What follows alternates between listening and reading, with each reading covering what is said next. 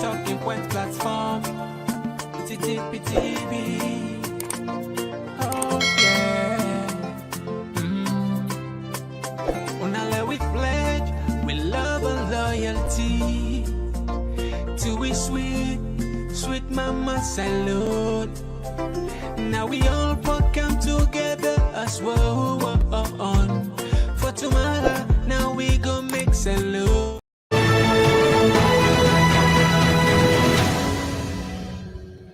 Welcome back. Remember, say you do watch AYV television at channel 34, and you can also join with our social media handles, in our Facebook page, in our AYV news, where you go get to it, and you won't even send your thoughts and comments on what they discussed this morning. Well, for carry on with the program, we get with Mohammed. Never mind. We'll go to Winston Melajalo, we're the program officer from the Sierra Leone National Commission for UNESCO. And today na International Literacy Day. And this day, according to UNESCO, na opportunity for joint efforts for accelerate progress towards the achievement of Sustainable Development Goal 4 on this Sustainable Development Goal when education. And the theme for this year now for promote literacy for world in transition, building foundation for sustainable and peaceful societies. Elizabeth. And same way, so inside the program, we get Daniel Fuller, when at the monitoring and evaluation officer from Sierra Leone Adult Education Association. And then instead there today, for we'll talk about International Literacy Day. Good morning and welcome to the show. Good morning, Frambles, and good evening. Mr. Jallo, I will start off with you. Yes. Briefly tell with us, how would they define literacy? What's in a literacy? Well, thanks for having me. Literacy, the foundational literacy is the ability for make somebody able to read and write. And somebody will able to read and write and be functionally literate, we will call and say that person they get some level of education. But today's the world don't change. So literacy not just mean the ability for read and write. There are too many ways where they look at literacy now. For example, media literacy. This way they do so. The ability for engage in the media space, blogs, vlogs, that kind of thing. People then the way they pass through the information, but not everybody sabi that. Even the idea for use smartphones for log on to the internet, there's some level of literacy we then call digital literacy. It's not for everybody, especially people the way we don't carry age go able for use them phones, especially phones the way touch phones. Not everybody able to look at them.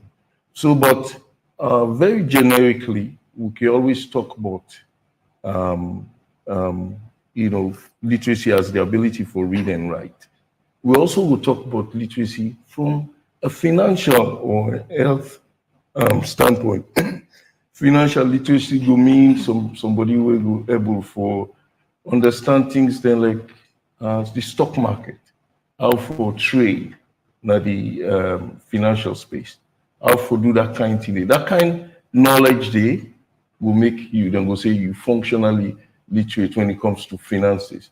There's also things that like health literacy. Health literacy, people then not going to then blood group, for example. And that's where you necessarily follow, so that if there's any emergency, that information, if they ask you on the spot of the moment, because you get some level of literacy about you yourself, you go able to get that kind of thing. Computation, idea of coding. Not everybody will be computer programmer, but if you understand, you will know how to find videos online and that kind of thing. So literacy today, not all literacy will be no. Gone are the days where they look at literacy as just the idea of reading and writing. It's more than that. So, today we celebrate International Literacy Day. And, according to World Bank data, inside 2021, Salombe actually gets literacy level of 48%, as compared to a country like Senegal inside 2021, where we get 56%. And Ghana also in the West African region, where they up to 80% literacy rates inside 2020, according to the World Bank data. Now, waiting at the advantage for get a higher literacy rate in a country, and waiting also at the disadvantage.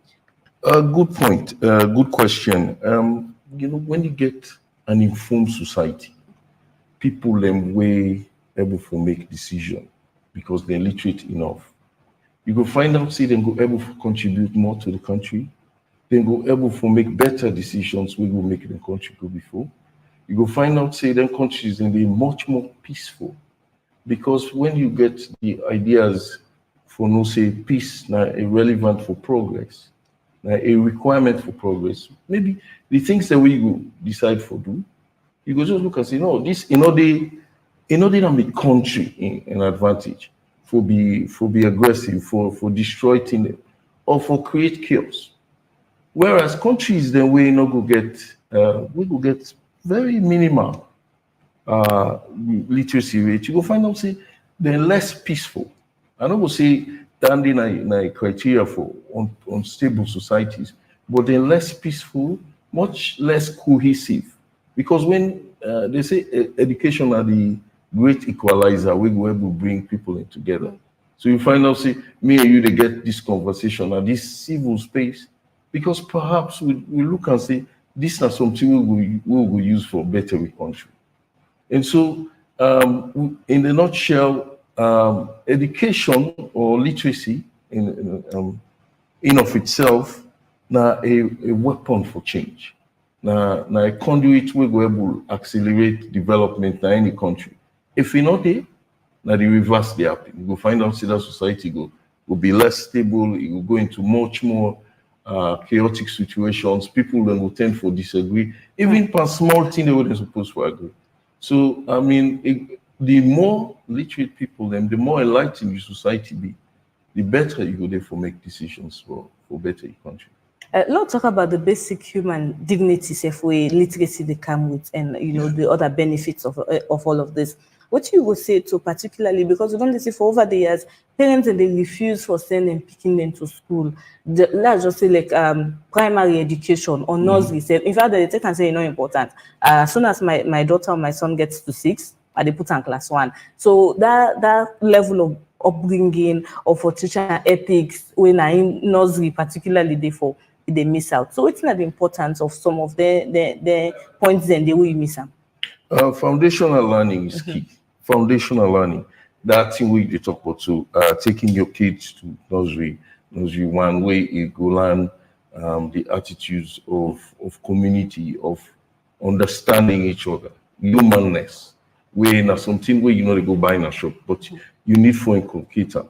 But when picking small, it get the ability for learn better. You go find out say younger kids go ready for even tell you saying as so many teachers say, because that's the space where then they learn them and everybody sort of be on the same page. When you get that, what you find out say you don't create the foundation for accelerate growth and learning. And education also something where they happen then it stop. This particular year, the theme, they talk about lifelong learning. And probably, 15 years ago, we've been talking about SDG, the development goals. And now we're right in the middle. This is now the 8th year, so 7 out, 7 to go. And we're looking at how best for push the gains the world don't make to the next 7 years. And so by 2030, so within 10 years away in a foundational learning, we could also sell the idea that no parent not go look in Pekin say, no, my Pekin not they go to school or you not go able to get foundational learning. If you don't have it, if we not get them, in any society, you go find out, see. So within Pekin then go be slower, we then reach that the point for learn. And then kind of Pekin and they go find out, see, well, then they only take within them care from the home. So if the home gets internal problems, they get issues na the home, now they care go where they go class 1. If you been they go school before that time, they go find out say then don't sort of mold them into a better person by the time they reach this. So now a big plus. On the other hand, let's talk on literacy and English language as a whole. A few weeks back, or few months back, rather, the NPSC results come out, and at the end of the day, I talked to one of the the heads of the school campus, and I asked him, I said, why is it that the use of English language as great as it were? Then he said, oh no, we're not even pound on the teachers then for use English because create a faster way of learning. So is there a difference between the use of English language and to be literate as a person? Good. Yeah, there are other forms of literacy. Language, yes, the English language. Now we official language, but obviously we don't introduce at least four local languages like schools. That doesn't mean if somebody not literate or not able to functionally literate in the English language, the person is illiterate. There are other hidden literacies. My own boss, Dr. Mohammed Kamanda, actually wrote on this issue about hidden literacies that it doesn't really say, it's not pertinent for say, now only literacy in English. Obviously, inside UNESCO, they talk about multilingualism, which means more than one language. And even people in the read and write, my friend from Sladia will tell you, but how people in the read and write in Creole, for example. So what you need for do, now for advanced then course, then so that then languages then they, some of them we diaspora and picking them, we don't ever learn Creole. If they able to see ways in which they can able to read and write with them, then the language is not lost. As a matter of fact, the language they use now, the English language, was actually learned to us. So not to be first tongue at all. In terms of we mother tongue, we very first language we go learn that the one way you mama and papa will teach you. So yes, it is good for us to learn English because that's the official means of communication.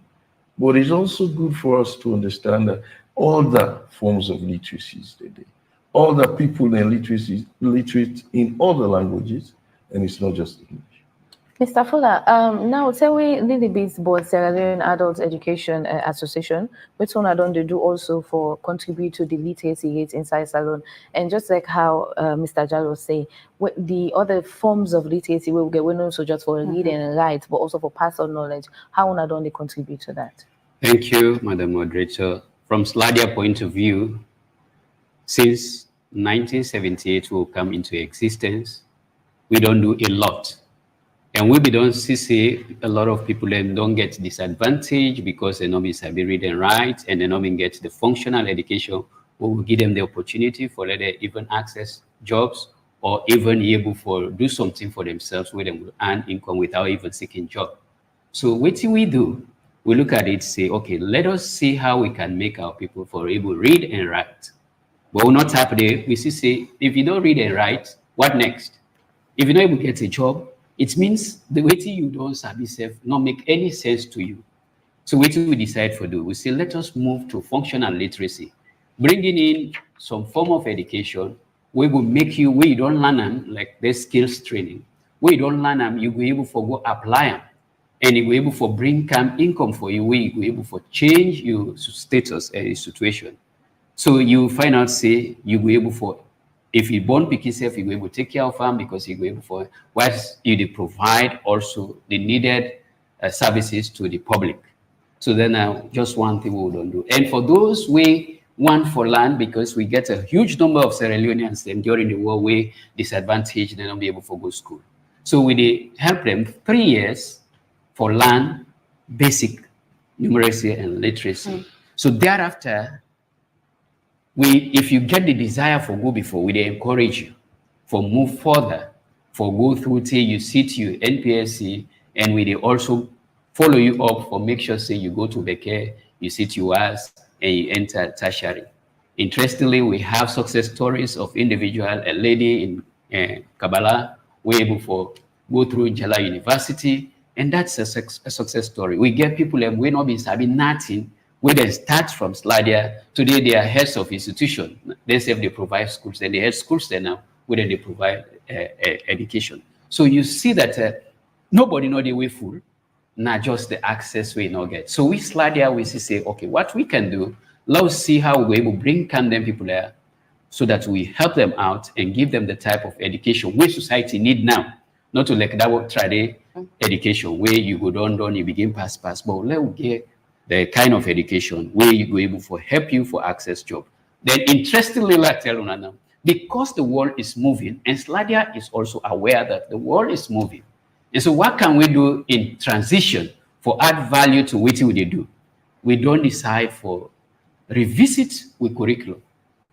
We not to the type of people where they say 6 months courses. No, we allow you to learn 3 years. So that when you come on, you go sabi that tool. If you're not tailor, you go sabi half or so with different styles and different forms, even more than skills. So now we just don't review with curriculum, with taking into consideration other forms of literacy like climate change. We don't put her inside it. Gender, we don't fix her inside it. Human rights and development, we don't put her inside it. Then interestingly, we'll find out say most, even our graduates, when they come out and they find it difficult, if they don't get job, waiting do they not get entrepreneurial skills. We don't make a separate module for entrepreneurship. We go roll out throughout in all of the disciplines, anything what you go for. Because the main thing here, when you don't learn skill, you need for take time for let it give you money. And some of we get narrow-minded for just think, say, the lily and natty will get for it. So we want to take our learners off from there. That this skill we don't learn, even though if you say small, but if you put the entrepreneurial skills inside, it will be able to make you a bigger and mightier business. We will be able to even create jobs for your colleagues. Then. So this is where we are. We don't prepare also manuals for make sure say our learners are able to take on the needs of society in this modern age. And we are also looking forward. We want to add other disciplines, especially the other one that we don't die of. Take, for instance, like this weaving. It don't they die. And that's now a culture. We were able for depict where go in the line, when somebody they wear down in Ronco, you're able for depict, say, yes, this is the typical Sierra Leonean, but that is dying off. And so they try now for this year for now revive that in the back, make it come to let people and put their attention into them so that we'll be able to bring and come to the standard and make them become more viable than how people they may see them before. So in addition, long ago, Sladia is foresight looking institution. We saw say this global effects, climate change, it get to happen one day. So before the world discusses about ourselves, we don't start for see how we're able to move with learners and with communities who's how they operate for letting they plant trees. Before the world begin for discuss about them, we are 4 years earlier on it. We don't plant trees and we still do on them because we know say when we do them, the people and see the effect which they make, then they will give them the consciousness for treat the environment better and so that we will get a better environment. So far, we get a lot with you don't do. We get a lot of success stories. If you go on our website, you will see what they talk about. In meeting the needs of society, as you rightly mentioned, the world they move and Yes. we're in transition. Yes. And you actually they deal with adult learners as well, helping for improve literacy rates in the country. But what thing will be you take on also the early learners, because when we reach the adult age, forget alternative learning pathways where go actually also help in promoting the literacy rate and also forget a generation where actually go get marketable skills. Because like we don't mention, literacy is not just about reading and writing, it's also about getting a particular type of knowledge where will also be beneficial to you and the society. What thing will be you bite? Because now una then at that stage the way now una they deal with the adults. But if we get a younger generation as well where they get these alternative learning pathways, you think it's necessary? Of course, we continuing education centers, we learning centers. Then now, for now, we not get the money for we establish it in all of our 15 branches, but we have 5 in our branches. We get 5 branches. We get continuous learning centers. It's not just targeting, adult educators. It also they look at for young people. We want to get skills wise and they even go normal school. That provision is there. We even the other one, them the adult guys, them the youths. We get the film sector. We train people on film issues so that they will get them skills and they. When they don't develop, they can able to get their own company where they will establish where they go. As we speak, we get training of trainers where they go on, where they end today on filmmaking with various skills. If you want to be a cartographer, you can be. If you want to be a director, so then they train them on different type of skills. The same way we they give access to school. Beginning, we come school. Now we are flexible in our centers. We get all time. The time if na even take you can able for can learn something, you can able for can learn even time. If na money take you can able for can learn, you can come in the morning. So we make them in such a way that we'll be able for access. So the only challenge we'll get now the resources, because this thing they need that everywhere. Even Karine, I get some people where they press me on a daily basis. Oh man, we need this thing. But resources are difficult to get these days. Okay, now for changing perception on adult education now, I must, because people actually see this set of education as we are not able to go for college, we are not able to go commerce, I have to branch into these diversions. But however, when I get any process of counseling or telling these people that this is actually a form of learning, this is actually a form of getting money or entrepreneurship, and at the end of the day, we don't see people they make for examples about Bill Gates and the others. They will not get a very, very high level of education compared to, let's say, you end up turn journalist or anything. Yeah. Yes. That's now one of the things that we would even get we facilitators. Where would they put them down? If you don't have it right from the word go, the person, the skill way they give, no matter how viable it is, they take it serious. So then at step 1, you get for first prepare that person there. We call them psychological education. Then you need for go through it, so that the person will understand what I want for undertake, what in the future hold for this career where I want for undertake. Once you don't make them know the viability of that career we want for take, they put an entire effort for make sure say it reach even beyond in dreams. That is possible. So we make sure say they pass them on to them, and then also they pass them on to the learners. And we have seen learners where they don't establish their businesses, where they do well. And in fact, those where they do business, because they train people in business. Because remember, say most of our upline people, they are either farmers or business people. So the one that we don't train, I could remember a very young boy, we not get mama again, papa again, I'm a boka. His dream is to become the next Bill Gates. With small money, we will support him during the COVID-19. 2.5 million. I am telling you now, he is more than 100 million. If you go to Maboka, he did a place where they call Rubab. Again, now a very big shop where they establish. Because of, we not give them the money, we make sure say we give you now first the skills, the entrepreneurial skills. Until you get them one and then before we give you the money. Because most businesses, they fail, they're not because they not get the skills. And so when we apply that kind of thing there, when that boy in business, I mean 200,000, you're not top up if they sell. Now you see the means we introduce them to new other viable businesses, and now he's very successful. Okay, we'll talk about literacy, but then again, women then are male-dominated spaces, then don't they come up in terms of let's say keke riding, bike riding, and even work in a garage.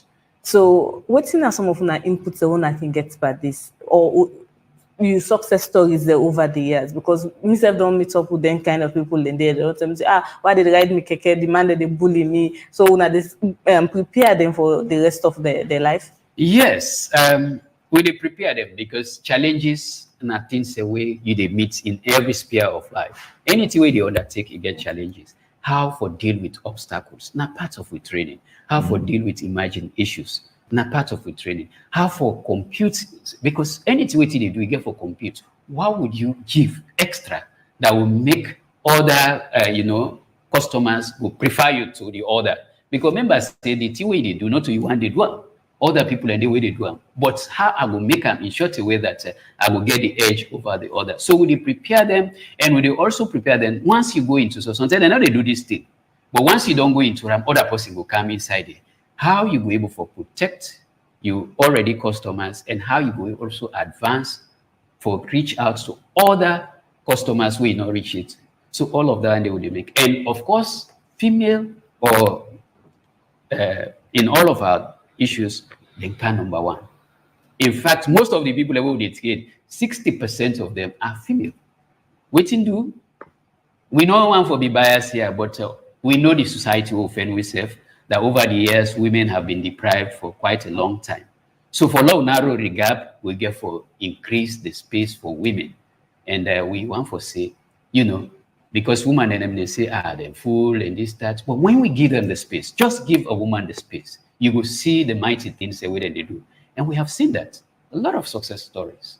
Even in business, a lot of success stories from the women there. And so we are very proud of them. And we know, say, if this trend continue, Sierra Leone will be a different country. Mr. Jallo, what don't be the work of the Sierra Leone National Commission for UNESCO with regards to literacy? Thank you very much for your question. Directly, they help people to succeed, not from just literacy perspective. Mm-hmm. What we do is looking at society from the economic, scientific, and cultural. And so part of that also means training other people to understand that we are connected not only to our communities or our society, but it's a global effort. We at the National Commission, for example, get a 4-year program we get for Kamwe. It is called Better Education for Africa's Rise. Better Education for Africa's Rise is Sierra Leone being one of the 4 beneficiary countries. It is sponsored by the government of the Republic of Korea. It don't start in Sierra Leone, but it will run until 2027. What did they look at? We look at young people, training young people. Because what we find out from a UNESCO standpoint is that a lot of young people want to work, but they don't get the requisite skills. And so through TVET, we now technical and vocational training, we use TVET as the launch pad for training people, especially in agro-processing. Because what thing they happen in this country, you'll find out, say, at the end of the season, we get mango then, we get banana, all the well, because we not get systems them in place. We go mean say at the end of the season we're able for save the food share or get food canning in place so that we can able for use them. Juicing now another thing. But we will get for use with young people. We will get for use with young people and right across the landscape. It is not going to, I don't give the specifics of the project, but this is a 4-year project. We definitely go look at empowering young people with the skills necessary for change. Because part of which we don't find out in this country is that not to Ghanaians or Americans or Japanese get for make this country. It's on us. It's on us. We get for make the conscious effort, but part of that you get for means you get for create the opportunity. You get for create the opportunity so that young people we feel energized. When we roll out BR3 as they call it now, BR3 is Better Education for Africa's Rise, the 3rd leg of the project where they cover West Africa, Sierra Leone being one of the beneficiary countries. When we roll that out, a lot of young people will come out on the other side with skill sets. We'll go able to make themselves able for live comfortable lives, but they also go able to contribute to society. And it's a multiplier effect. If you contribute to the society, the economy grows, there is enough money, we will come to government will be able to get into social services, government will be able to invest in other areas. And so it's that kind of vision. That's how we work at UNESCO. We not just say look at basic literacy skills, but also empowering people so that the future looks bright. The future is what we are looking for. You know, inside 2018, the government actually don't launch the free quality education, and just like way they in line with the SDG 4, forget that free quality education, and also this time around again we'll see the human capital development. All this now ways for also improve on the lives of people and also for contribute to literacy. Are we on the right track, or we get something that we want to do right? I think we are. I think we are. I think it's going to take a longer period of time for people to understand that if you invest in people, it's the best investment. It's going to take some time for that investment if will pay off. Most of the people, just don't enjoy at least 4 or 5 years. But if you imagine those kids who been done there probably from SS, they go into university and they come out on the other side, they might want to give back and say, I went through a system that provided for my senior secondary education. So this is my opportunity. So this program in the long term, it's a win-win for Sierra Leoneans. In the long term, in the short term, it's not perfect, but it's going to be perfected. Like every other thing where countries can engage in, you'll find out say we're getting off the blocks. It's not perfect, but if you look at within the future, all the trajectory is that you'll have more people who are basically educated. They will get basic education. That's a must. And then in the long term, most of those people who will get basic education will look for higher education. It's the natural progression. As you get more, you begin for enlarge your course, you begin to look at life from a different perspective. When we all started, we started with primary school. You go to reach at secondary school level and you say, you know what, I need a university degree, or I need a university diploma. And from there, a lot of people today have advanced degrees. A lot of people have their masters. But it comes with time. And I think to answer your question, yes, we're on the right track. We will make some adjustments, but obviously at the end of the day, if we bring everything together, we'll find out, say, it's a win for us, because it will create a kind of enlightenment that the society will make. Sometimes if you want broke government boss, somebody could look at you and say, no, if you want to do this, this is not us, this is not our country. It will only take that kind of attitude there for that we understand what change mean. Now we understand, say, we personal decisions also they affect with society. You know, they come out from somebody we know land. You get for reach a point where you don't gain access to knowledge, for able to make informed choices, informed decisions. You know, go decide for go. If somebody informed for them, for example, we will reach another kind of society. We're going to say, no, it doesn't belong to me. Neither my sister, the way they go. Now informed for them. But if they look at only from a personal standpoint, people then they will tell you, say, oh, well, now God make offend this. No, but if we reach at that point where people care before making informed choices, you're going to say, well, that phone was bought by somebody. That person, they likely don't work for them, like how myself they work.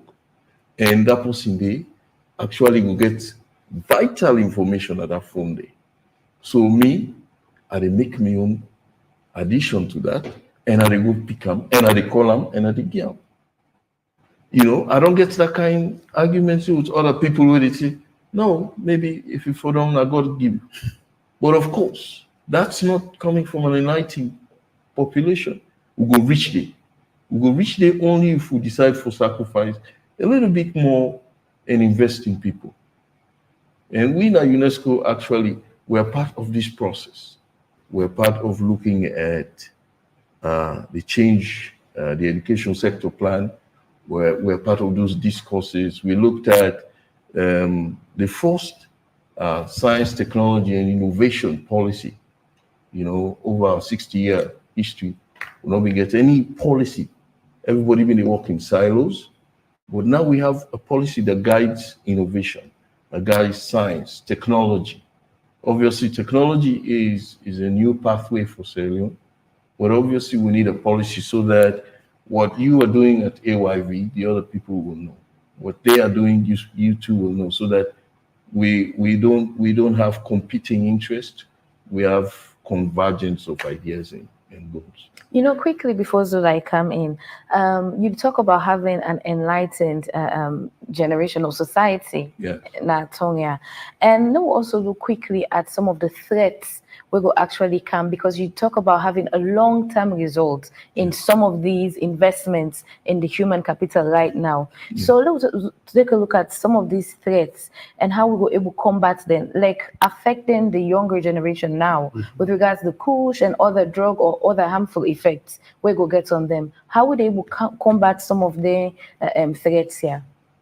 Is to continue to insist that there's something better.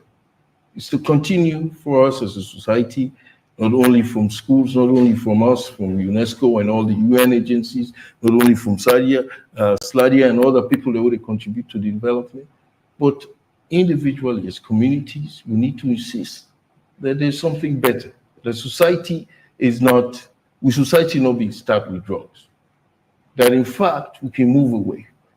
But in moving away, we therefore insist, say, this not to the kind of life where you go want, because this doesn't create the kind of atmosphere will go make you gainfully involved. But you know, will come in one day. Advocacy will be one pathway. We'll therefore talk to people and a lot of people and make them understand, say, we're all in this. Me as somebody where they do programs. And so part of that they also means they engage. Are they engaged communities? Are they engaged with other workmates and all that? But part also means they can engage individuals. And I don't already begin with you to talk to young people that life could be better. And if we all continue to say that, and people then begin to say, yes, that person, the way they talk, you get to live by the example where you talk. That person, the way they talk, they live the life we gainfully involved for changing society. If me stand for talk about that, and I know they live their life there, then probably others no go buy into it. But the buying will come from the attitudes where we self will show.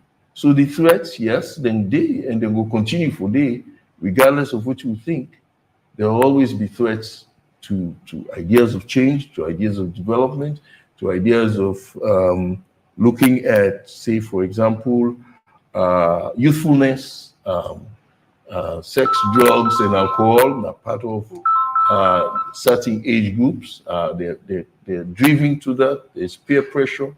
Those will always be. But if you always come back and talk to young people and say, there should be a better way. There is a better way of dealing with lack of employment, lack of opportunities. That's why we as UNESCO will look at this BR3 as a launchpad for create jobs for young people. And we think that in the next 4 years, at the end of this project, there'll be more projects, obviously, but at the end of this 4-year project, a lot of young people will be lack the skill sets, will get them, and what in that will mean is there's a long-term economic benefit as well, even though it will affect you as a society, but there's a long-term economic benefit. Because part of changing society is to give people hope. I want to take you to something very interesting, the advention of robots and how human lapses and with gaps they make, who they tend for believe now, say, okay, robots and therefore can take a job. We don't see Anchor then now when are just robots. We don't see Tesla cars when are driverless cars. We don't see a lot of other innovations there. And during the conversation where I look, the woman they say, of course, because they get a lot of less problem when you deal with robots, you go carry deliver your food, and not get no transaction, you just put your money, you go carry inside the Tesla car, you drive, you go.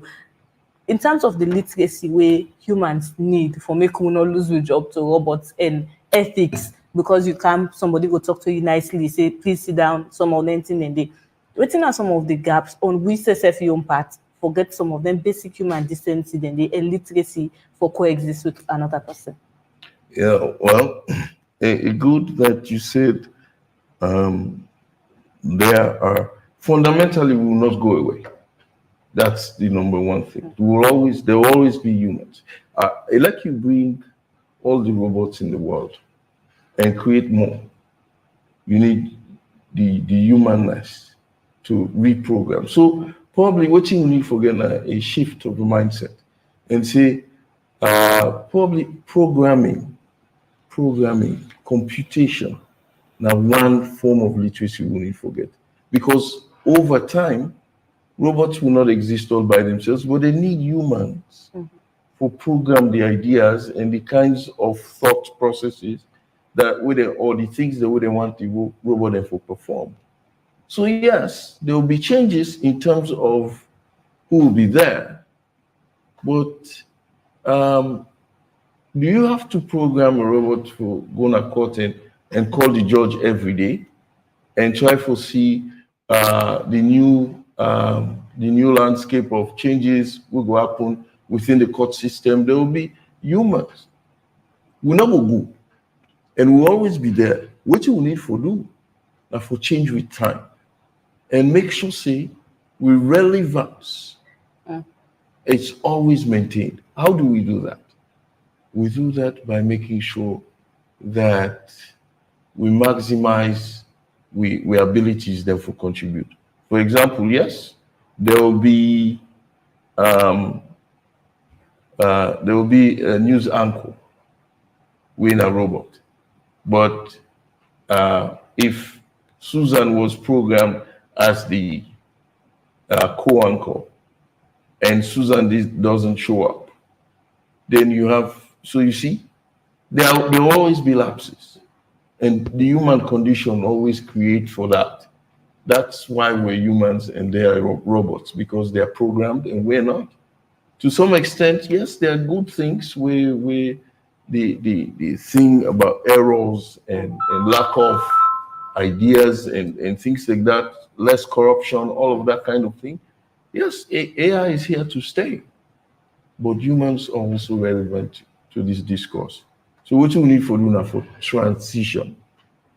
They're quoting this year, they talk about a world in transition.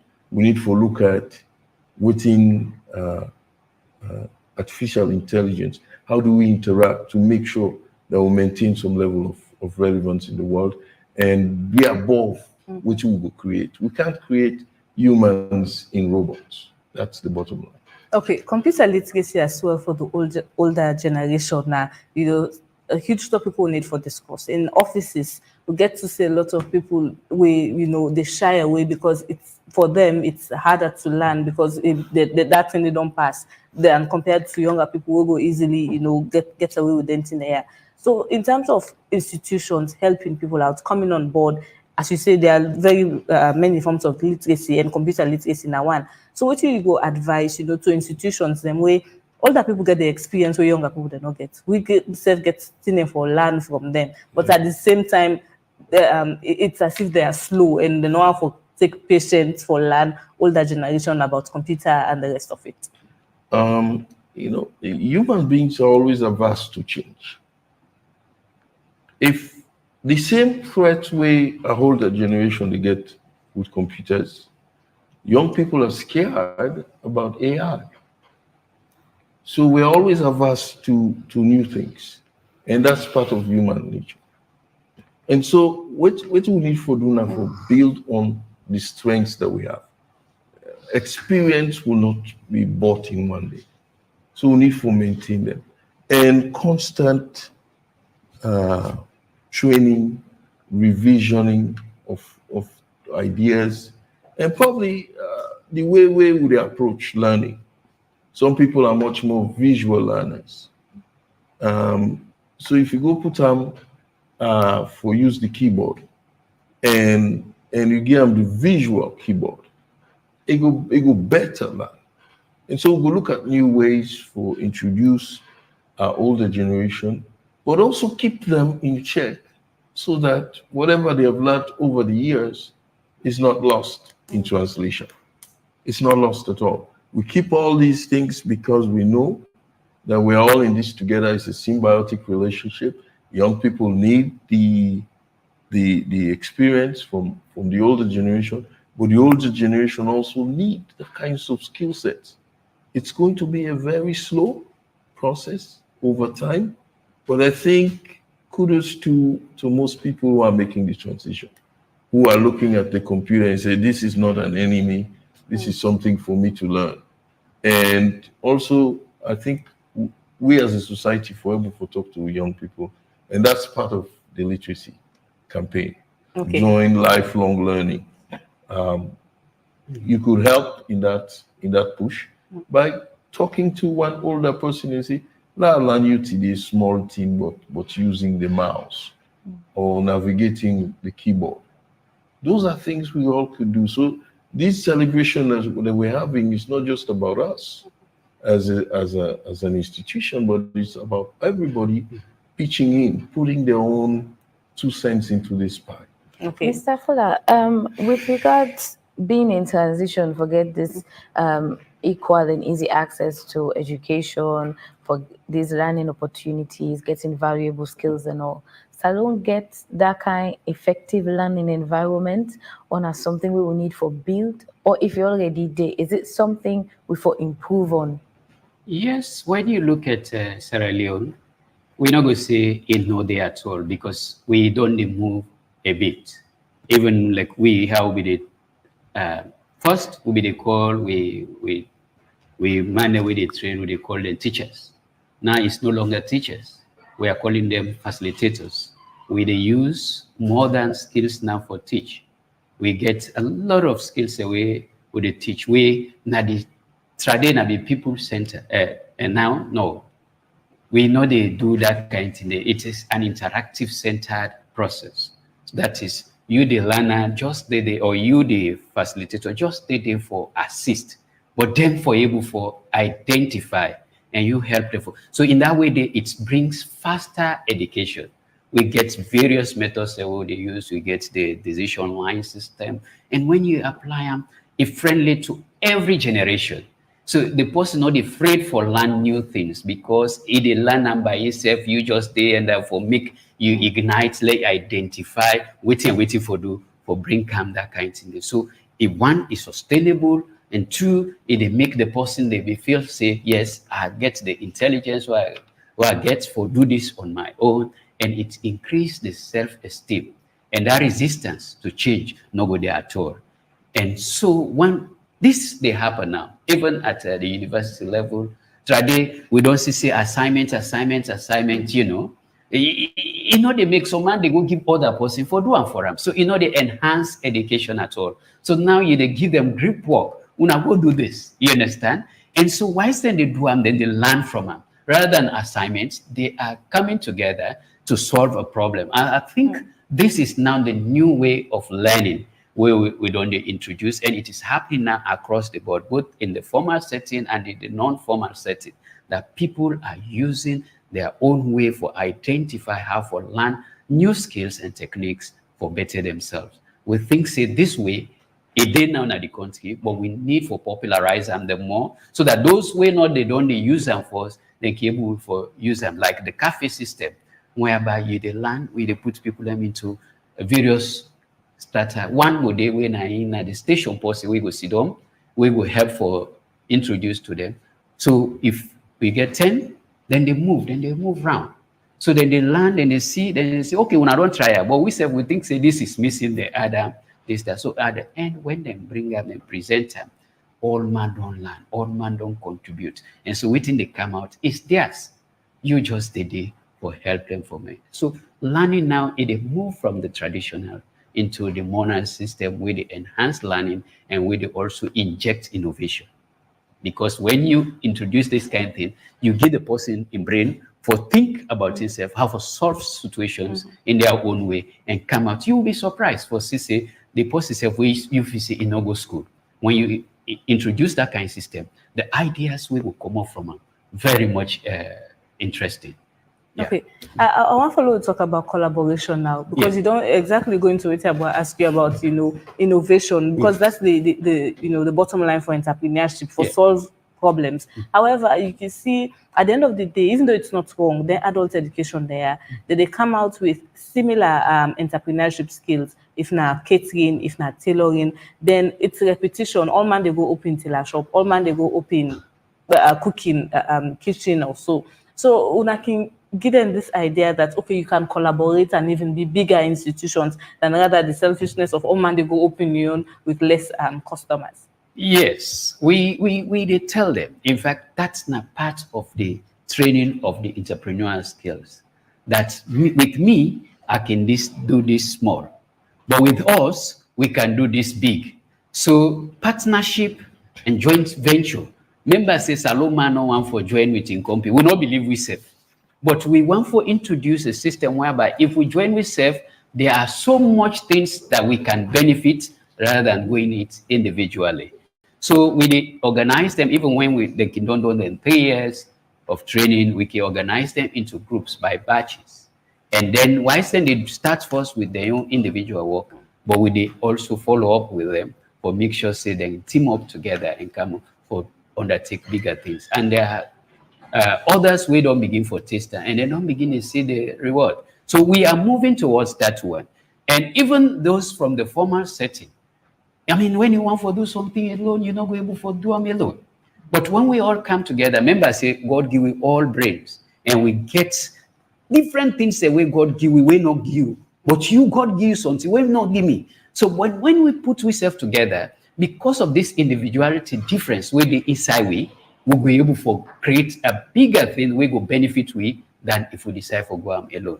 And we tell them, or they help them for let them discover that one day. We get those sessions where they do a problem solving you want. And then when unaboku. So you go find out say the things when unaboku it become bigger than individual thing. Yes. Okay, quickly as to the roundup now on literacy and adult education, which you will left to people the way they watch and they hope for get education no matter the age. I want to tell me learners, the viewers say learning is a continuous process. We live for learn and we learn for live. So because that one day now a continuous process, no matter how the age, the possibility for let you achieve what you want to achieve is always possible. So don't look at yourself at your age, no matter. Education is free, it's available at all time, even for movie I go and then you get for learner.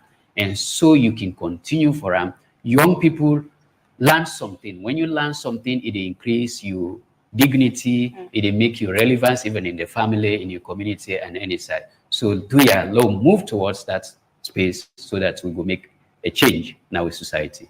Okay, Elizabeth. And lastly to you. Yes, where the UN system believes literacy a pillar for create change. And when will they do that? We know say you get to give people the requisite skills, you get to give them the knowledge base, and also give them the proficiencies when necessary for create the change where you want to see. Okay. How we get to do that? We all are part of this for make this thing worthwhile, for make this theme worthwhile. Everybody can do your own. It's as simple as the doctor we would able to tell in patient in blood group as part of the health literacy. It's as simple as a young teenager we were able to show in grammar how to use and navigate the mouse. Those are all small things, but in the grand scheme of things, we're all in this together. We should work together as a society and make us work. This is the midpoint for the SDGs, where the 8th year, there's 7 passed and 7 to go. And so let's accelerate progress and create the change by 2030. Okay, one for plenty. Thank you to you, Winston Menajalo, the Program Officer in Sierra Leone National Commission for UNESCO, and also to you, Daniel Fuller, Monitoring and Evaluation Officer in Sierra Leone Adult Education Association. We just don't talk on International Literacy Day, and with the theme Promoting Literacy for a World in Transition, Building the Foundation for Sustainable and Peaceful Societies. Okay, now we will go for a short break, and when we come back, we will continue the discussion here on Wake Up Sierra Leone. This is Central University. Here, we move a little differently. We are the change makers, the innovators. We are solving the problems of the 21st century. We create, we lead, we inspire. Beginning your journey at Central University is opening your chapter to success.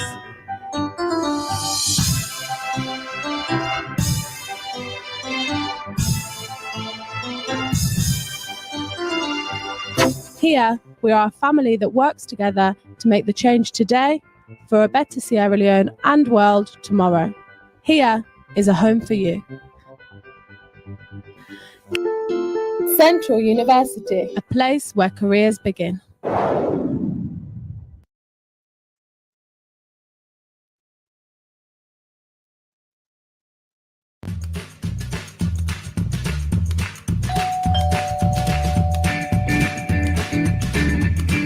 Passion, follow the 14 and event. Welcome back. Don't forget to say you watch Wake Up Salon na AYV television, and you can be part of the program where you go send your thoughts and comments to AYV News Facebook page na AYV News Facebook. Now, we carry on with the rest of the program as they can talk about the work of NACID and some of the things that they want to put across to Sierra Leoneans as the peace and national cohesion discussions to carry on way past the elections. And for that, we get with Ibrahim Jabati, the Communications Officer, National Council for Civic Education and Democracy. Good morning and welcome. And we'll also go get Bami Foster. We go for Canterbury on within DSTI they do for the MBSSE preparations. Good morning and welcome to the program. Good morning. Thank you for having me. Yes, so let's start with you, Mr. Jabati. We don't pass almost months now. We don't take the elections on, don't vote done. You know, but still rumors and around social media, you go on TV. It's as if we are just in this state with the float, and there are people who they're anxious for within the situation and the civic responsibility. excuse me, as we carry on as citizens of Salon. Within the status as of now. First of all, to that question, I would say the rumor the way they go on, na scaremongering for kind of put the peaceful citizens in Sierra Leone into a state of panic so that they're not go able to go about their business. That notwithstanding, I can say that kind of thing that they not go well for the peace and national cohesion of the country. And it's a very dangerous business from the civic perspective because these are faceless people, faceless audio, where they make the round. If you are really serious about what you want to achieve, what you want to do, we get for benefit Sierra Leoneans as a result of something where you don't like, we don't happen. Come out in person, put across your grievances, go through the right channel, and ask for permission for demonstrate. But, I mean, being that we from the civic angle, we roll and one of the core mandates now for ensure say the principle of national cohesion, the ideal of national cohesion and peaceful coexistence exist. So we know they take kindly to the thing and day because it's like in the undermine we work.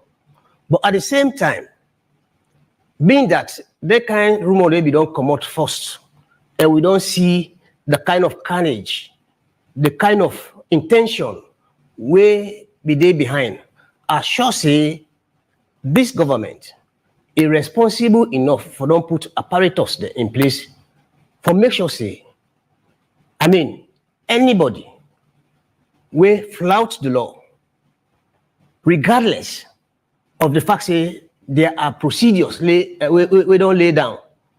It means you are lawless, you are not a citizen who adhere to civic responsibility. Because one thing we don't come out clearly, in spite of all the civic education what they do, I mean, is that people, they keep talking about my right, my right, my right, my right. But conspicuously, one thing we're missing now obligations. And rights and obligations are like you and you. They are hands in glove. So therefore, if you have the right, then you have an obligation also. So what do they say from the civic angle? Whosoever will get a plan day for go out, will they appeal to you? Because we know they tell you say you don't get right for demonstrate. We know they tell you say no demonstrate.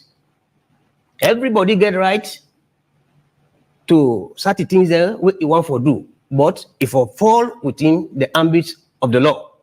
So I beg them, if you get any plan of that nature, go through the procedures then where you forgo and make sure say security forces they will give you the guidance and whatever protest you want to do, you go do them. Because the danger about that, when you say they just come up for protest, regardless of the laws the way they in place, is this.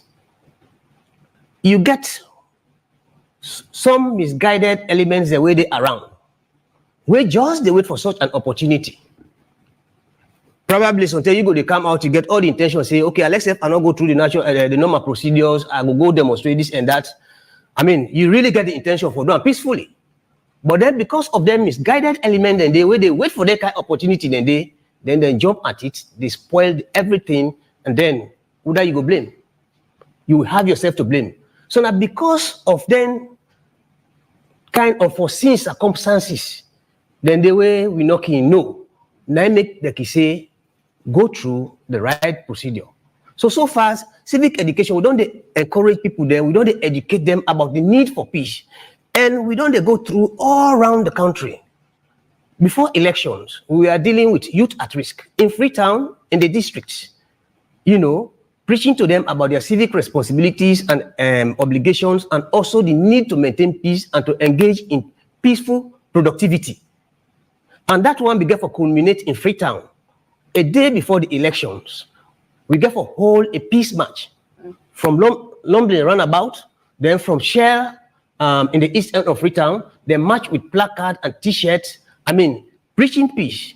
And then we all converge at the cutting tree. Then the PPRC chairman, Mr. Bangura, and the National Council for Civic Education and Democracy chairman, Mr. Khalilu Tutange, they address the gathering we've been there. Their youths, because a youth group will be target those vulnerable groups where they can easily, misuse them for get into violence act. We talk to them, they talk to them about the need of peace, So at the end of the day, we see say when the election come, there was not much report about skirmishes here and there. So we tell God thank you, at least the message they sink home a little bit. Okay, now just yesterday I did talk to one of our social media experts, and I asked and say the effectiveness of Peace Commission, the effectiveness of NACID, for counter the messages there on social media as well. Because many times on social media, you say, tomorrow they get for protest, next tomorrow they get for protest. So how effective is NACID to using the same social media handles, the way people they get and get all their wrong information there, or whether even it's right saying a peaceful protest and get for that at the end of the day, for making ourselves there on social media around the clock for counter some of their claims there they make. We did do but the situation is like a war. Somebody has a fixed mindset. You understand? Whether you pump out the fact there, it is fake news, and because you get a mindset, you understand? They adhere to that, whether you are saying the truth or not. So, we go continue the awareness raising. We go continue the talking. But I can also say, it should be accompanied with the stick and the carrot. You pacify, talk, bio, you know, but when you get some people they will get, stubborn head, you know, then the stick get for fall. Waiting at the stick. Now the law apparatus, then they for bet. You understand? So when they bet, next time the other person no go just grab and say, oh, they go do this kind of thing regardless of the law, which is lawlessness. He go take caution. So we they continue for educate and continue for the awareness reason. Like for instance, now the one thing in a national threat, as Sierra Leone, the Kush. We are on the go in all corners of Freetown, educating the public about the harmful effect of the Kush. You know, so far so good. We are educating the public. You know, quickly before we bring Bani with Komon-Tok on the line in passport, Una as a council, National Council for Civic Education and Democracy, how Una don't they work for actually bring other means of passing on the information or education to people? Take for instance the Ministry of Information and Civic Education. Now, we actually they make sure say every week they get a press conference where they will bring members from government and other related or key stakeholder we needed for pass on a message to the people, make them understand certain things then. And how Una they work with that ministry again, because Una also gets a similar mandate on civic education. We not only get similar mandates, but we are part of them. So, in fact, the Honorable Minister, Mr. Bab, we don't go to the office, he don't meet we, and we don't start for kind of see how we will get for move forward together with issues regarding civic education. But that notwithstanding, we, before this time, we don't get, we own with and how we get to the public then. Like for instance, we get a program we call Mr. and Good Citizens. Mr. and Good Citizens, then they merely address, issues the way they border on the activities of Sierra Leoneans and sometimes negative, you know, where they bring problems to other citizens. Like for instance, like then dirty the way they throw in a gutter where they can, because that is of essence now, because it's a rainy season. I make the cite them as an example. People then the way you see they say rain don't come, they dirty the already they gather, they go push her inside the gutter. And then when it travel, it get for clog the gutter, then there will be flooding. Then that water they go kind of street, they go enter and other people their home will not get nothing for do with that one day. So we don't do education on anything, and they say that's not bad habit, that's not a good civic behavior. You know, that's not a responsibility of a Sierra Leonean we care about in other company, not just about you. So we can do that thing then day. Then we can also do programs on them, Mr. Amadagu citizens regarding then taxi puda driver there. Like for instance, you know, say they go Lonely. You understand? Then you don't pick me up in life for City, but you say you know they go Lonely. You say that St. John, you they stop. Then when we reach that St. John, then you begin for take Lonely. Then that means say I get for pay double.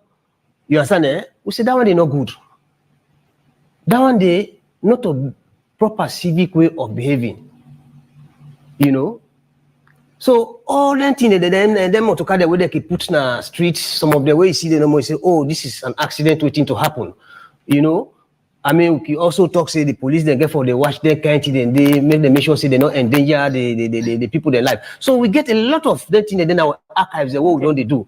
So in short, those are the kind of activities we are engaged in, we are doing, and I sure say now when they don't create that civic ministry now, which we are part of, we get for up the game now because we get deluge plenty work for do.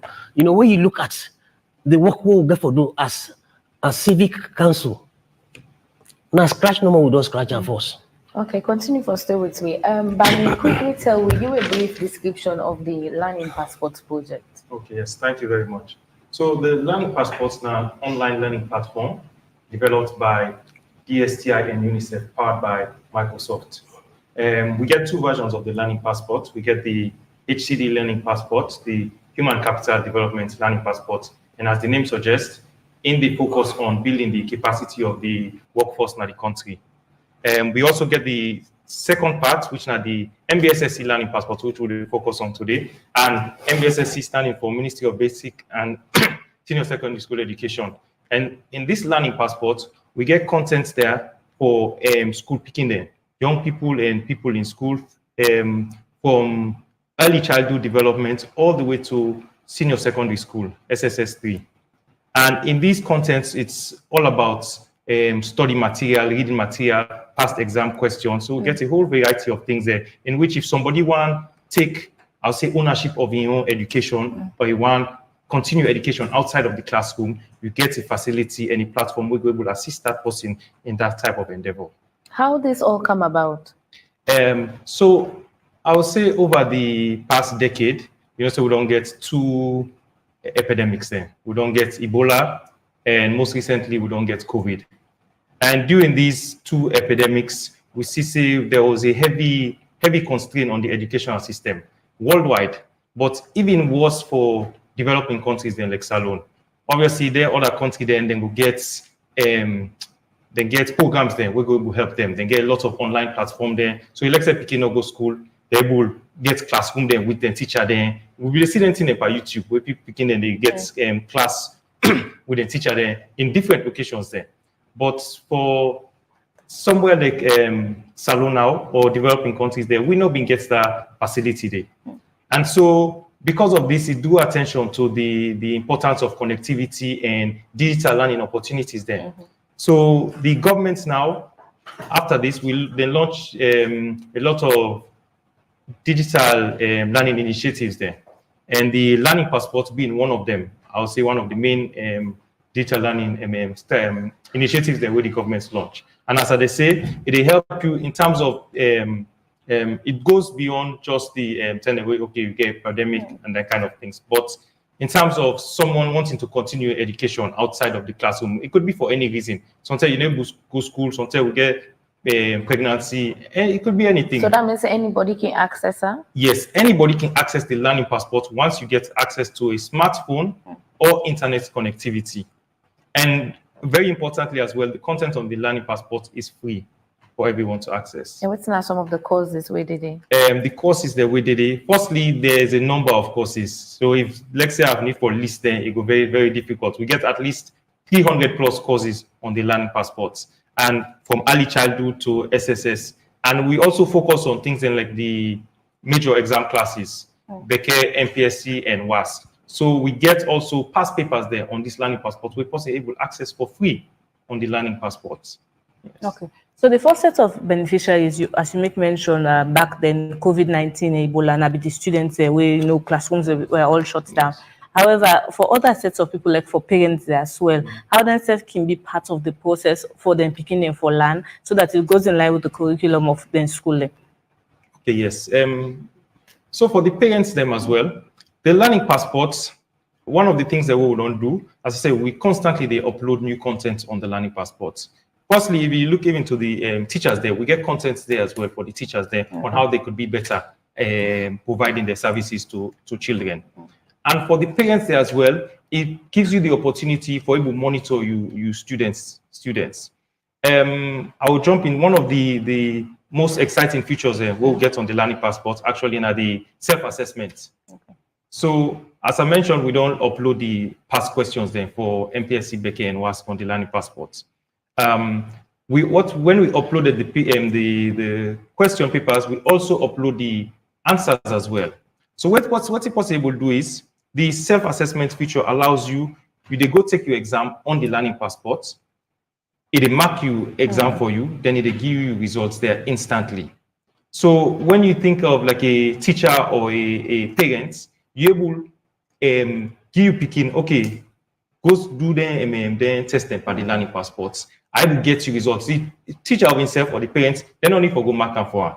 Being able just monitor the person in progress, your child or your guardian, then progress, and you're able to see, okay, this person need for put more effort in this subject or in that subject. So I think it makes everyone's life easier, even as a parent. You don't need for go physically for go study you picking. Obviously, you can put some effort, but it just makes it a little easier where you get another helping hand, which in the form of this learning passport, where will mark you picking in past papers, in answers them for you and give you the results there. You know, again, they make reference to Ebola and Corona because at that time and they would don't see a technology at play for only picking the land. So would be the see there was a call-in feedback for make people then call and ask questions or send messages. There was even something from the Ministry of Education about something about dictionary as well, where you can watch up word for no meanings. So for in terms of the platform for get feedback and make una understand, say okay, picking actually they use and so don't they happy in the land. When I get to wait for trace all that.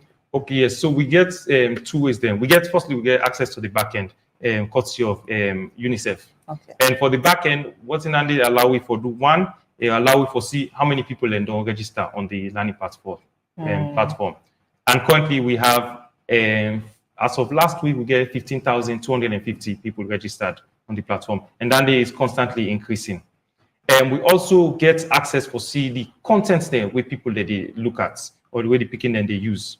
And what that does is it inform we say we try for make develop or create more content. It inform me on what works, what is being utilized. So they know say okay, picking then they focus on this subjects or this type of content, because then they in different versions. Some will get audio versions, they're available. We get some video formats, they're available. So once we see the type of content where people at the frequent or the beginning at the frequent, it inform me for say, okay, if we develop more content for put on the learning passport, now this they work, and now this and this they gather attention from the young people then. Okay, quickly before I go over to Mr. Jabati again, you say the individual go need a smartphone, so that means in an internet or with how they will quickly tell me. So yes, they work with internet. Okay. Again, but we are looking at how we will expand this thing outside of using the internet. We get different options they look at right now, which could make we will bring the learning passport to people that will not necessarily get internet. And it's in the forms of like servers. We get in servers that we will distribute. But again, those are projects that we're looking at. Okay. Will they come back to you, Mr. Jabati, now on this protests, rumors, and talks continuously? It's as if there's no end. What do you want for left with people then now? Because the responsibility as well, you make mention all time we get for say we write all the time, but the responsibility as citizens then for protect the peace of we young country left now we are. So what you will left with family? They tell me family then say, in as much as you are the citizen of this will beloved country Sierra Leone, you get your right. Not forget say you also get the obligation for maintain the peace and tranquility, and by so doing, you enable your fellow citizens them to go about the business freely, or fend for their daily life without fear of losing their life. Now you make law and order day na every society. Go through the law. Not take the law into your hands. If indeed na genuine grievances or concern where you get, go through the procedure where the authority don't say na them procedures and you for go through before ever demonstration they occur. Until you do that one day, they say otherwise. You no get no excuse for jump na street. If you jump na street, anything go meet you there, now you find out for yourself. Now the Civic advised that one day we are the gay to upright, well-meaning, and peace-loving Sierra Leoneans there. And no say the Sierra Leoneans there, we mean well for this country. We want for me this country I go before. We want for me development take place because it don't take a long time. Whoa, they lag behind. No go want that kind kuskasia, that kind fearful talk here where they pass around all the time just for create panic and fear. Anybody where they pass and do that thing and they an enemy of the country, an enemy of peace, an enemy of national cohesion and peaceful coexistence. So do ya, me people them. Una not mix. But this rumor where they come about, where everybody they hear, now a faceless rumor, but I sure say the government responsible enough for don't put measures in place for many kind they did not happen. Okay, I tell you, thank you. Yeah, quickly before again, you don't talk about upright people in our society, but then again, una be done they meet with some bobo the way una think say na then can cause problem in our society. Una don't they engage them for very long time as they follow to some of the things they una don't they do. So before this Monday they come, this Monday whether they supposedly say them for protest, una get any means for engaging set of people there back because then they inside the society will go for accepted and they and una find means and talk to them before this Monday if they come. We not get to that yet, but the fact of the matter is we are constantly in touch with them. Okay. Because we get coordinator, Mr. Habib. We are constantly in communication with him and to see how they are faring on, how things are. It is our belief that at least due to the extensive contact we don't make with them, engagement, I mean, they will not be misguided. Okay. Okay, plenty thank you to you for taking time out, Mr. Ibrahim Jabati, Communications Officer in the National Council for Civic Education and Democracy. Now we'll still continue with the program, and one story we will take now over the alleged protests where they make rounds on social media, where they say the protests go hold between the 10 and 20 of September 2023. The Salon Police don't caution protesters there for stay away from this kind of activity, and they also don't assure Salon people and say them prepare for protect lives and property there for keep the peace and stability of the country. Edema concern I do this story. Sierra Leone has over the years ranked among the most peaceful countries in Africa and by extension the world. However, the 2022 Global Peace Index indicates 4 place drops from 46 to 50 in the ranking. This, many believed, is connected to different indices of violence that were spurred by fake news in the country, with the audio making rounds on WhatsApp groups pointing at an alleged planned protest to be executed between the 10th and 20th of September 2023. This has awakened the attention of the Sierra Leone police, an incident they consider as an effort to threaten the peace and stability of the country. They have, however, called on Sierra Leoneans to refrain from such activity. There was this audio making rounds that they were even threatening people not to go to school. But I mean, that one is history now because we see the kids in school and they're happy, they are buoyant. And but there is also this threat about people going into demonstration. To us, that one we consider it to be a riot between the 10th and the 20th of this month. And we are prepared. We know our job, we know what we are supposed to do, and we continue to do what we are supposed to do overtly and covertly for the security of this nation. So I have to be very blunt and very frank, and don't make the attempt.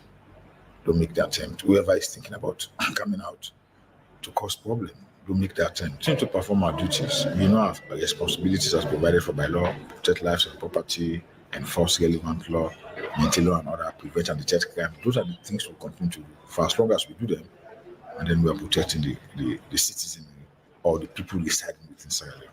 Abdul Karim Will, spokesperson for the Office of National Security, says social media has been identified as the greatest threat to national security. Prior to our elections, social media was assessed as the greatest threat to national security, and it still remains the greatest threat. Issues about drug misuse by young people, narcotics, and what have you, are just sidelines. But the biggest elephant in the room is the misuse of social media. Over time, this has been a platform that has been extensively misused by people Sierra Leoneans, sadly, who reside abroad to send incendiary messages, propaganda, lies, or even hold death threats against people who are doing their normal day-to-day activities, or even to the extent that they incite them to do things that are out of the way. So social media is the greatest factor responsible for the seeming insecurity that permeates our society. That the events of August 10th, 2022 will never be allowed to repeat themselves here in Sierra Leone. Never again. Those people who have the tendency to execute those commands or those instructions that are being given to them by people who reside abroad have to think twice if they want to go into that action, because they will have us to confront. We will never allow civilians to lose their lives needlessly, or for civilians to kill our police officers who are performing their functions, or even to destroy government property or private property. Never will we allow that. That's the reason these sorts of engagements are meant to bring people information about the consequences of those actions. Edima Conte, AYV News, Freetown. Okay, Fambu, don't forget you still they watch Wake Up Salon here on channel 33. We also they live on radio 101.7 FM. We are live on with the Civic channel 399, and same way so on with Facebook page AYV News, and we reach you live for West States inside Freetown. So we still continue with the program, and we also get Bani on the talk on the Learning Passports project where they launch soon. Bani, now what's in the project in objectivity? What you wanna aim for get out of this Learning Passport? So thank you very much. But I'll just want correct you one side. Okay. So the Learning Passport we'd already launched the Learning Passport. Okay. This is sort of like a relaunch. Okay. Because of the new additional features we will add to the Learning Passport. What's now some of them featured in there? Okay, so that's really be the main reason for the relaunch, and we don't successfully upload all the curriculum, MBSSC curriculum onto the Learning Passport. So in terms of the curriculum, study material, textbooks there as well, all things currently there on the Learning Passport, free for access for everybody. Okay, so what's not the objective then? Okay, so I think that leads into the objectives as well. In terms of the Learning Passports, they help for promote, I would say, equity. So when you talk about radical inclusion, in terms of anybody once you get access to the internet or a smartphone, you can then at the most remote location, but you get the same content with somebody inside the city, Freetown, McKinney, instead get access to. And I think that helps in terms of level the playing field. Some man would some village, some textbooks there. I will sure say even with the Freetown for getting textbooks there very difficult. I'm not going to say now somebody within in that remote location. But since you get her now on your phone or your tablet or your computer, or if you go to internet cafe, you will access her, and it is free. So one, you're not going to spend money again for that in there. Two, you can access the whole range of things there. So nobody, you're not going to say person gets advantage over you just because on Indian as on Sideway, all that thing they're available, but it will now be available for all.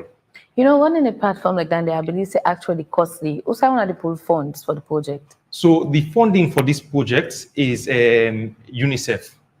The Learning Passport really is not a new concept. We currently in at least over 30 countries there, all supported by UNICEF as well. So yes, then they help you with the funding on this. But also, as much as it's inside different countries, the version of the Learning Passport within inside all these countries is slightly different. So it's customized for your country specific needs. Now you decide on the content, the type of content where they put on the Learning Passport based on our country curriculum. Now you decide on the not just the type of content, but how they produce the content as well. So it's a platform, but we still there as a country, we still there in the driving seats, like MBSSC, we work closely as the MBSSC Learning Passports. So then also anything where they go onto the Learning Passport, they go through MBSSC. And then get the mandate for education at the country, for basic and senior secondary school education. So anything where they put on the Learning Passports is being vetted and authorized and approved by the MBSSC, by the ministry. Okay, so logo now to us students, then are the highest number of picking the way you want to pass exams, and generally then you want to go to any means. So for the platform, what it gets for them in terms of theory and practical, because we go sit to us practical exams, then they can need for go sit. So the passport or the platform gets any form of practical exam so they can take for get themselves ready beforehand? Yes, so the platform, obviously it gets limitations there as well. But in terms of the past questions there, we then don't they take over the years, we get a whole lot of them on the learning passport. So if possible in the sit maths, you want to revise small before you go take you your exam, you will go click now maths 20 so and so. Ustia, you sit that exam question day, it give you results. It's an objective. The platform they allow you for sit objective questions. But again, for maths, you do your work in a paper. They put the you answer, you mark you answer there. So I think that is one of the help the way they give in terms of revision. We also get the materials, the textbooks there for that subject there. So you can study. Also, you fall short, you can study back. You go read the textbooks there, and you come back. And what it also does is when they give you results, they also they show you the result that we get, the question that we get wrong. They show you the correct answers there. So you will work towards standing out for help build yourself and be stronger in your subject area they try to take. Okay, quickly now, oral or text, the where they operate, tell where person will access them and what if expect we go access them. Okay, sorry, you mean if the no, it's text based. Text based. Yes. So if you open the platform, the questions there, you get to read them out. Then you pick A, B, or C, D, and then you answer. They need to ask that now because you get oral language here. Then they go sit again. We at times you can better you practice, you listen, and that's why I would say that are the limitations of the what because it's difficult for a computer mark oral speech. So when I actually get intention for add some of their feature or other content to the platform. So we definitely intend for add more content. In terms of, say, as much as we get past paper then day, we still try to get more. For some of the subjects, we get all the past paper there, I would say from 2010 all the way to, say, 2021. But every year, new past papers then they come. So we get for the constantly add more past papers. And in some of the other subjects as well, we get some past papers that we need to go back and try for get. We try to work with YF also, but we'll make sure, say, we will fill up the catalog of past papers they will get. Okay, so how person will access them? So for access the learning passports, you they go to, I just get the actual website, mbsse-dsti.learningpassports.org. Okay, please go over that. mbsse-dsti.learningpassports.org. Okay. A lot of people they ask questions on the Facebook page, but before we go over to Facebook, Elizabeth, get anything? Yeah, what's not the next step for the project? So the next step for the project, again, I think it's just about increasing the content that we'll get there. For that will drive the numbers there, we need to get relevant content. So judging by what people then they look at, what people then they interact with, would it come back to the drawing board, and we try to replicate that kind content there and make sure say they're readily available, and also the past papers, make sure say we're up to date and we increase the number of past papers every year we will get on the learning passport. And teachers then can use this in classrooms as well because it's user friendly. Yes, it's very user friendly, and for the teachers as well, which I think say very helpful. You will monitor your own classroom or your own students there, so you get a function where you can get all your own students there in your class under one section on the learning passport, and you will go back and see, say you give assignments, all man go do this question paper. You with your own access to your own app now, you will go now and see how much everybody gets and the past paper we then do, and you're able to identify, okay, this set of students then weak in this area, and from that now you're able advise you on how you continue your learning process, on how you're able to give attention to the students there as well. The learning platform gets offline features. You get anything where you go download, probably later on you go able to use them for yourself. Okay. So some of the contents they're downloadable in terms of some of the text that we'll get. But again, a lot of it is online. One of the other projects there or options they look at, as I mentioned, they look at for distribute servers there, which these servers, they work like internet, but the content we put on the server are no more possible access, and it will be purely education material. So with them servers, then now you not go use need internet to access the learning passport once you're in the coverage area of that server day. and you're able to access the content then for free.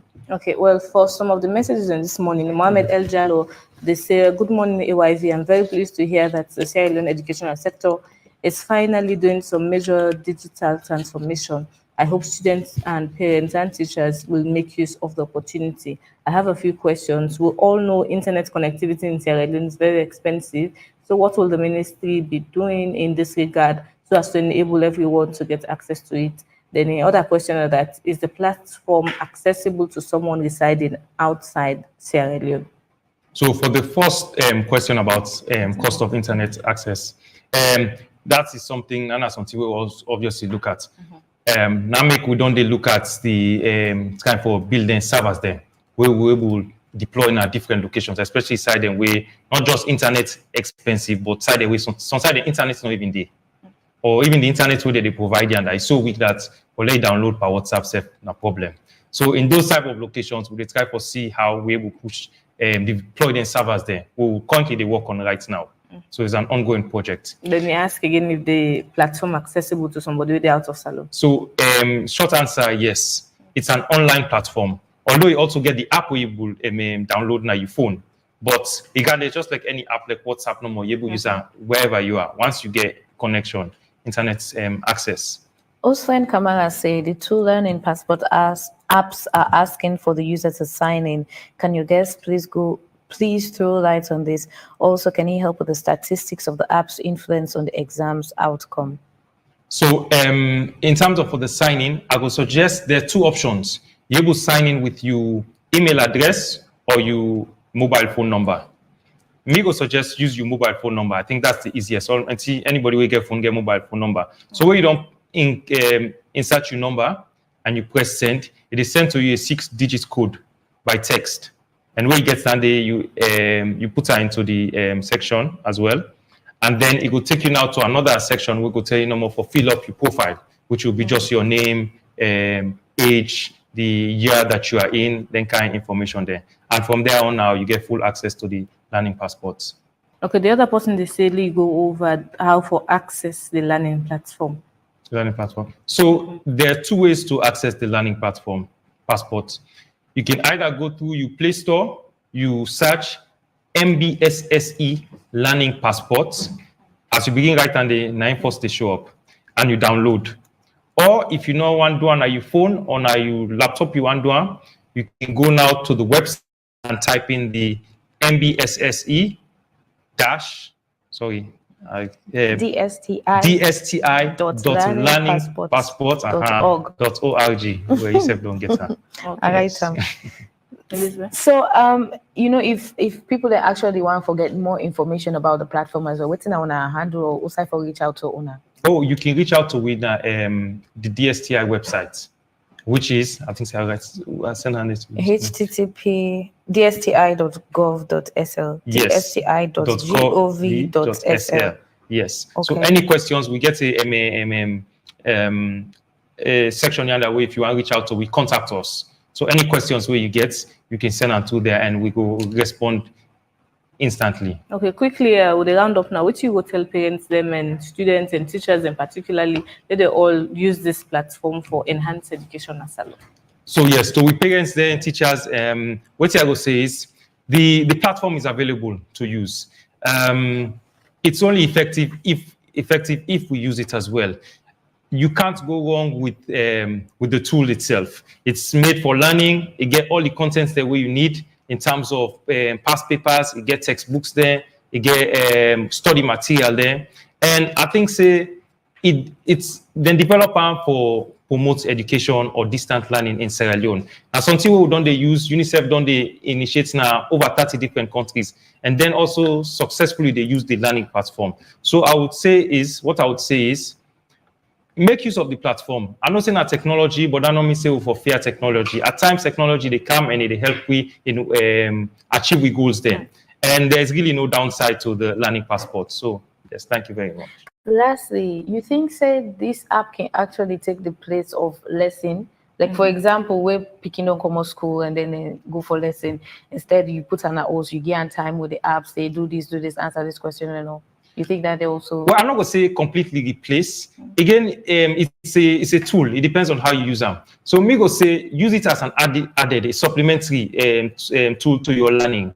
So just include them to whatever you currently they do. Include the learning passport as extra material. And other than can access them again. So students then can access them. Children from early childhood all the way to SSS 3. Parents there, guardians there of them, students there, and also the teachers who they educate them students there as well. Okay.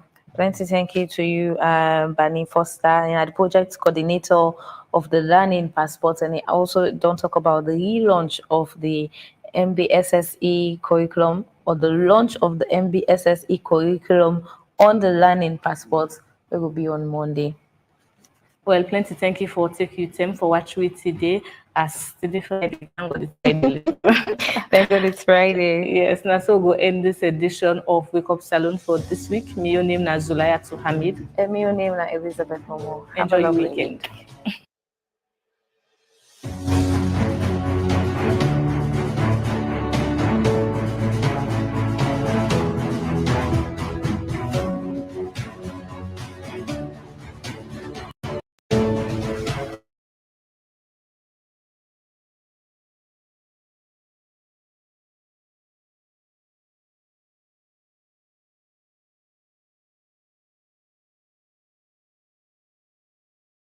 UNICEF.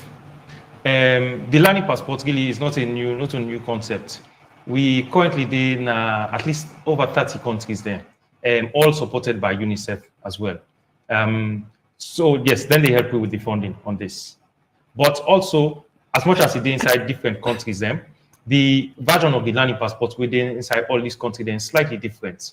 So it's customized for your country specific needs.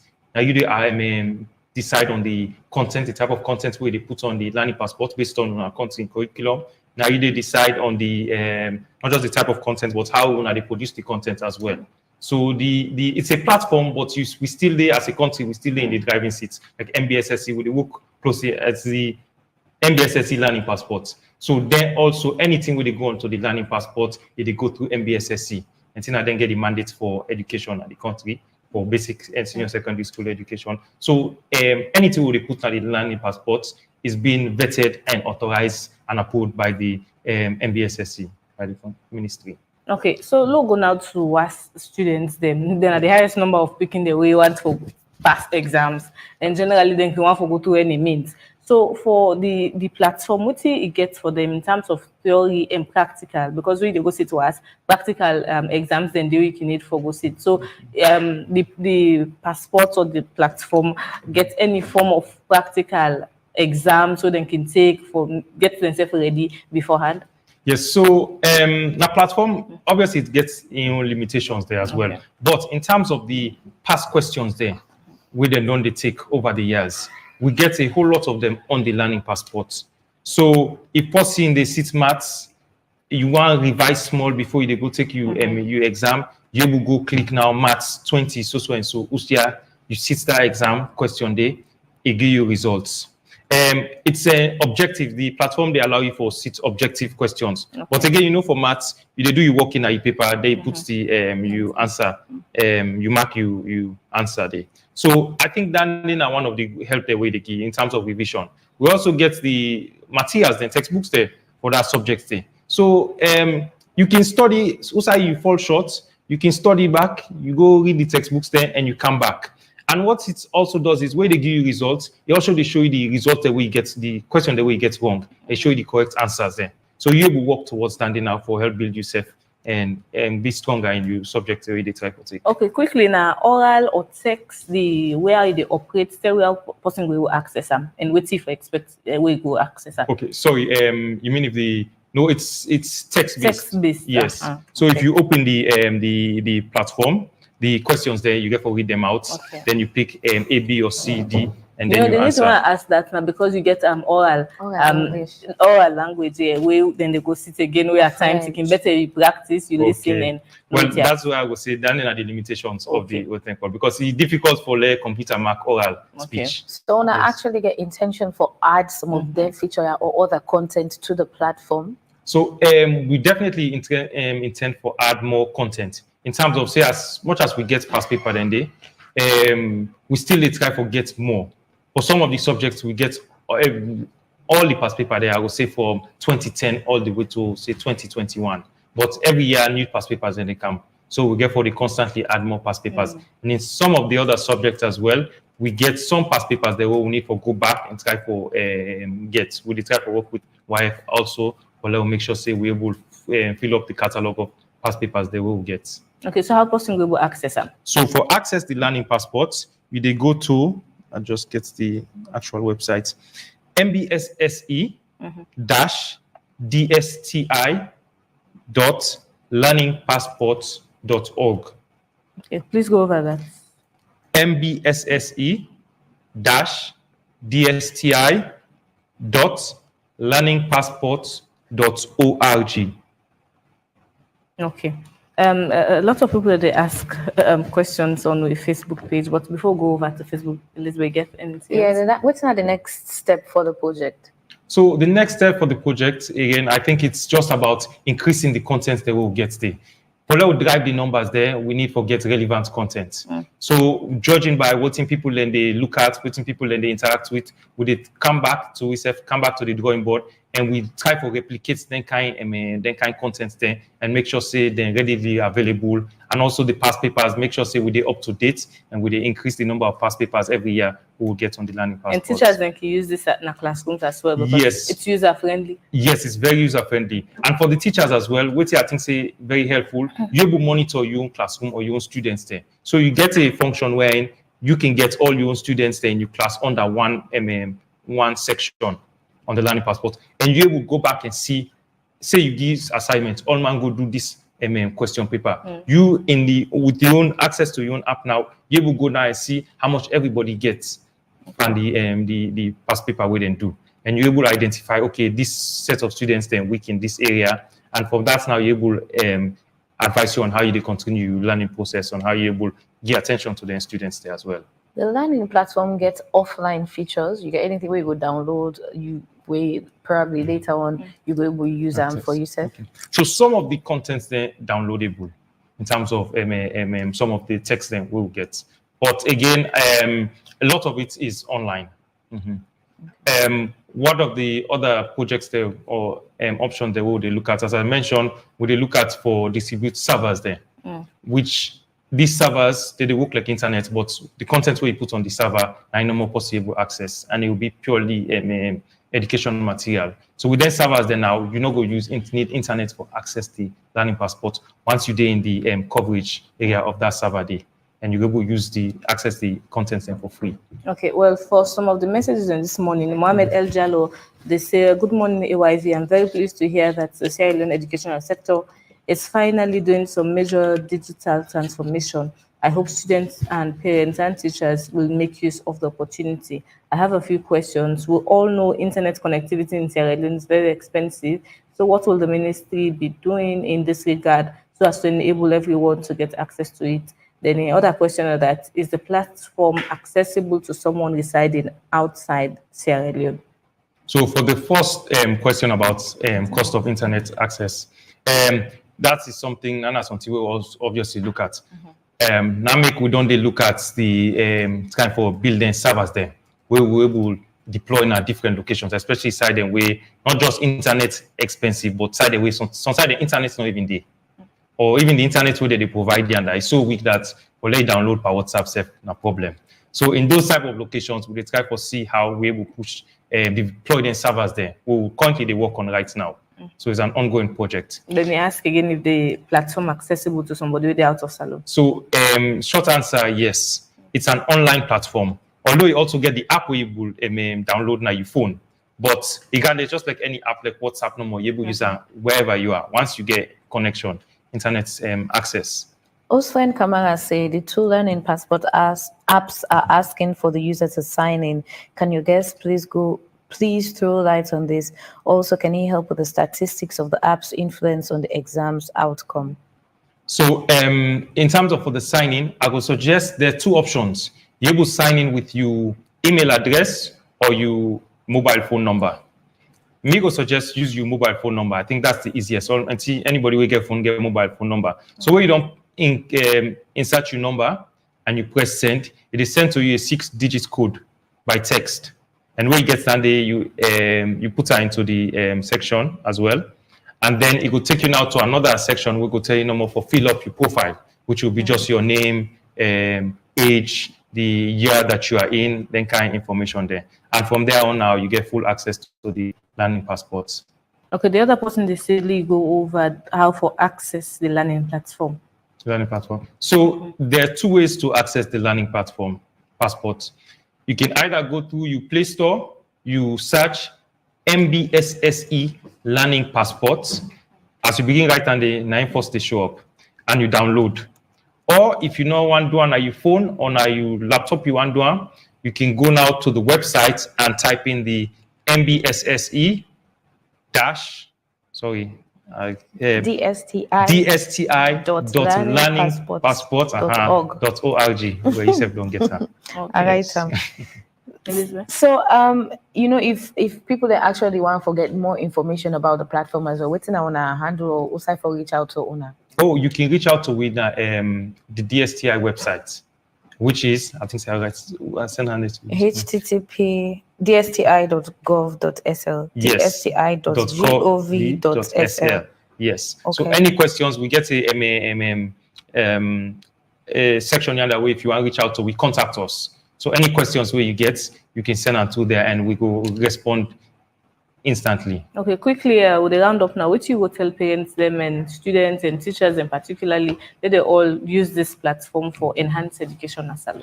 So yes, so with parents there and teachers, what I will say is the platform is available to use. It's only effective if we use it as well. You can't go wrong with the tool itself. It's made for learning. You get all the contents there where you need in terms of past papers. You get textbooks there. You get study material there.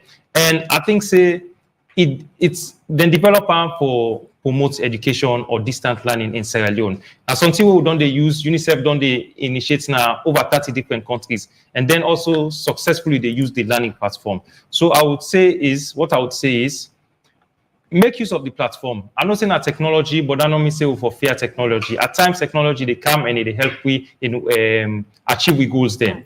And there's really no downside to the learning passport. So yes, thank you very much. Lastly, you think this app can actually take the place of lesson? Like for example, we're picking on Komon school and then they go for lesson. Instead, you put on hours, you get on time with the apps, they do this, answer this question and all. You think that they also? Well, I'm not gonna say completely replace. Again, it's a tool. It depends on how you use them. So me go say use it as an added, a supplementary tool to your learning. So just include them to whatever you currently they do. Include the learning passport as extra material. And other than can access them again. So students then can access them. Children from early childhood all the way to SSS 3. Parents there, guardians there of them, students there, and also the teachers who they educate them students there as well. Okay. Plenty thank you to you, Bani Foster, the project coordinator of the learning passports, and also don't talk about the relaunch of the MBSSE curriculum or the launch of the MBSSE curriculum on the learning passports. It will be on Monday. Well, plenty thank you for taking time for watching it today. As today Friday, thank God it's Friday, Elizabeth. Thank God it's Friday. Yes, now so go end this edition of Wake Up Salon for this week. Me your name na Zulaya to Hamid. Me your name na Elizabeth Momo. Enjoy your weekend.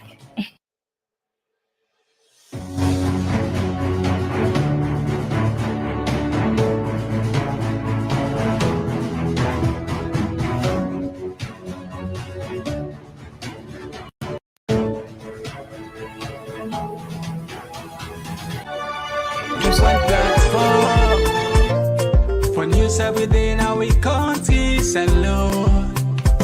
For education, entertainment, political affairs, TV. We got enough Tanga one inside Sierra Leone, like a big quantity. We breeze not a shit.